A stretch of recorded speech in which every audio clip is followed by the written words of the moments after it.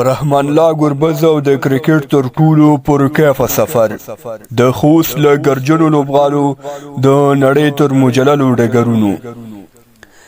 د فری هډ یوټیوب چینل خو لیدونکو السلام علیکم ستړي مشي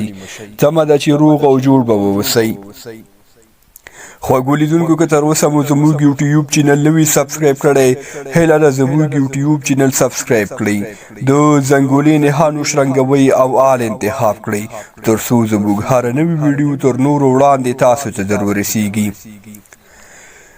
رحمان الله ګربز د نړۍ په ټولو ښکلي او نوموتی کرکټ لیګ کې میلیونونه کرکټ څارونکي حیران او د میلیونونو مینوالو پام یې ځان ته واړوه د بیګا شپې په آی پی ایل لیګ کې د کلکتې او بنګلور لوبډلو ترمنځ لوبه ترسره شوه لوبه کلکتې په 4 منډو وګټله ګربز یو سخت او نه باور کیدونکی سفر ترسره کړ رحمان الله ګربز په داسې حالت کې په پورا میدان لوبه مخته یوړه چې کلکتې لوبډلې د سر 3 نوموتي توپوهونکي شاوخوا 10 منډو کې له لاسه ورکړي وو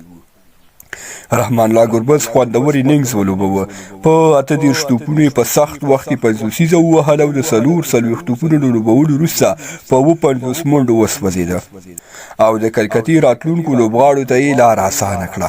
نوموړی لومړی افغان لوبغاړی شو چې په آی پی ایل سیالیو کې 50 ووهله